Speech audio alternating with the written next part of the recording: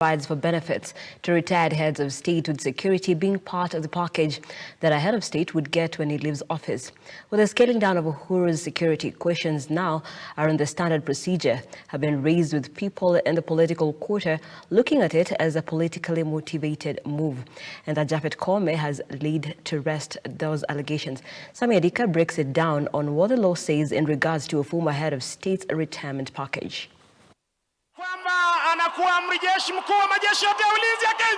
On the 13th of September 2022, former President Uhuru Kenyatta ceased to be the Commander-in-Chief of the Defense Forces, and President William Ruto took over the reins of power.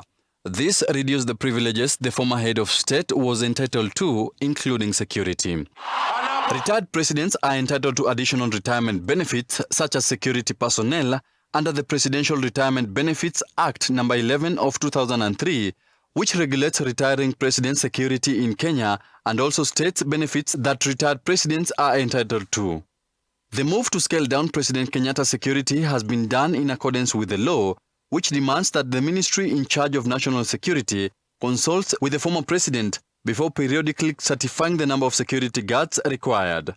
The act provides that Uhuru is entitled to 2 personal assistants, 4 secretaries, 4 messengers, 4 drivers and 6 bodyguards, including press secretaries and security officers, paid for by the state, with the aides being seconded by the government.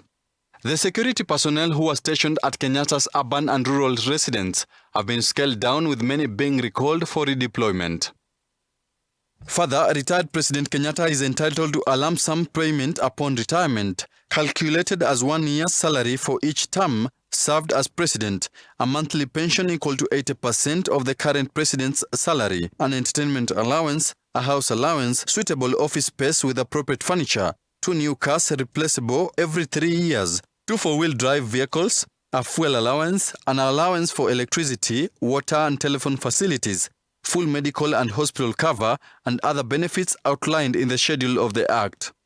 However, scaling down Kenyatta's security detail has raised eyebrows among Kenyans and different political divides, as it comes just days after the former head of state seemed to attack his successor when he called on his fellow Azimio la Umoja leader Kalonzo Musyoka to focus on the task ahead and avoid confrontation.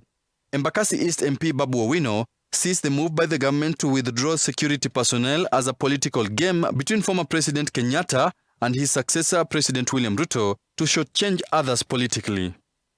Through his Twitter handle, the MP writes, "The duo referring to Uhuru and Ruto shall not hoodwink us this time round. We are wiser. The con is still on. Uhuru wants Baba to confide in him as he confides in Ruto," reads part of his tweet. On the other hand, Nandi Senator Samson Cherargei alleges that the former head of state had more than the required security details, contrary to what the law states, and I quote, "Uhuru had over 120 GSU alert officers 24 hours as president, not inclusive of his close family, his homes, property, but under Presidential Retirement Benefits Act 11 of 2003, he is entitled to 6 police officers, so nothing strange about downscaling the security. It's the law." Thank you, Sami Adika, for that breakdown. And moving on.